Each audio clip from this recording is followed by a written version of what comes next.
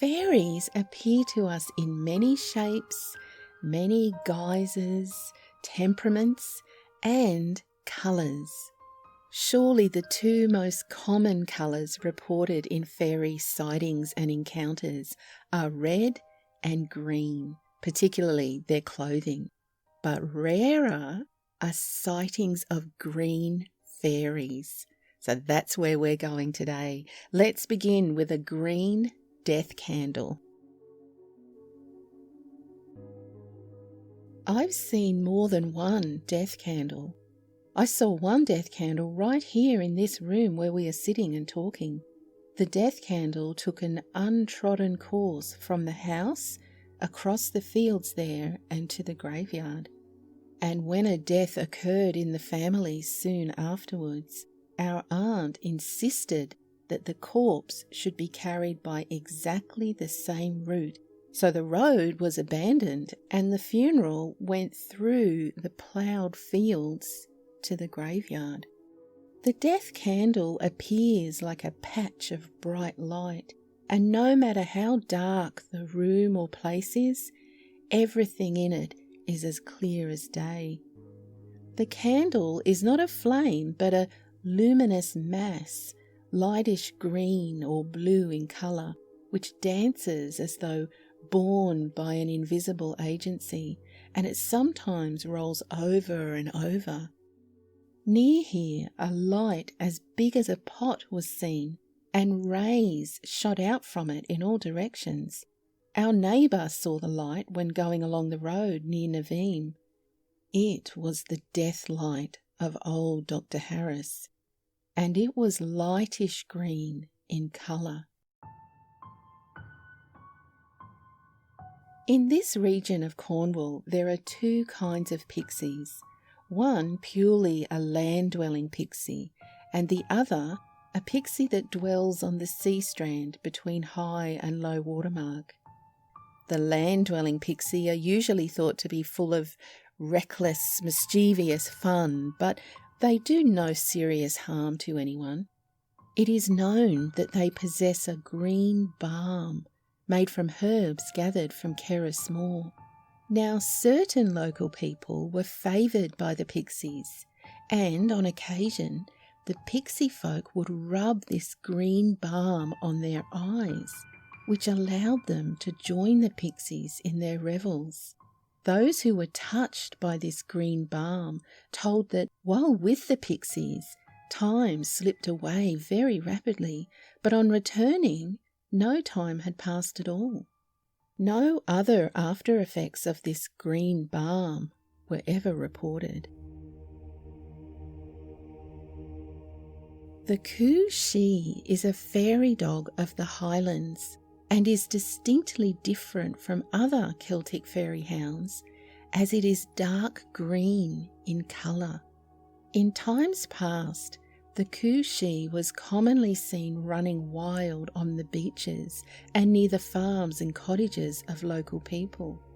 It has no fear of people at all, and is described as being as large as a 2-year-old bullock, with a shaggy long tail coiled up on its back. Its feet are enormous and as broad as a man's. Indeed, its great footmarks were often seen in mud, snow, or sand, but it was seen gliding along silently, moving in a straight line. There was a man coming across the links near Kenavara Hill who saw a large green dog resting on the side of a sandbank. Immediately alarmed, he turned around and took another road home. But the sight of this green hound occupied his every thought, so the next day he gathered up his courage and returned to the sandbank to examine it. He found on that sandbank the marks of a dog's paw, but no ordinary paw. They were as large as the spread of his own palm. So he steeled himself and followed the huge footmarks until he lost them on the plain. This offered no reassurance to his mind, though. Given how close he was to it, the man was certain the dog had been aware of his presence. It is true the dog had taken no notice of him, but its colour and size convinced the man it was no earthly beast. And every day after, he trembled at the thought of stumbling upon it a second time. Now the cry of the Kushi, well, it struck terror in the hearts of locals, as it was a sign it was hunting. But it did not bark. Instead, it bellowed 3 tremendous bays which were so loud they could be heard by ships far out at sea. One woman reported that when a young girl, she had heard on a beach on the north shore of Turi the baying of the Kushi. Her father's house was at one end of this beach, which stretched a full mile in length.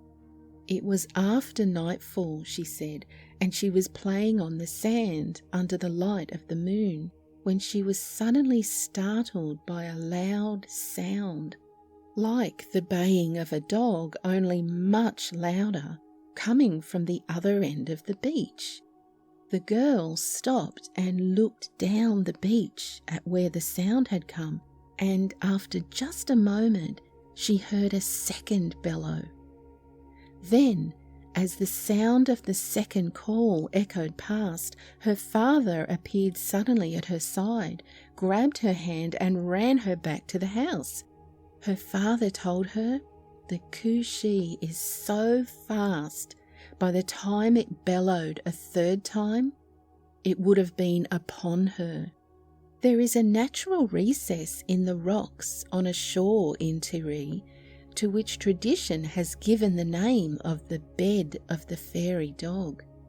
It is opposite a massive low-water rock over which the sea breaks with terrible violence in stormy weather. The loneliness and the wildness of the spot is well known, and people rarely ventured there. But one day, a shepherd in Lorne came to the top of a rock overlooking this shore, and in a nest or a lair below him, he saw 2 pups with dark green fur to their backs and sides. They were larger in features and visibly longer than his own dogs. The shepherd knew at once what he was looking at.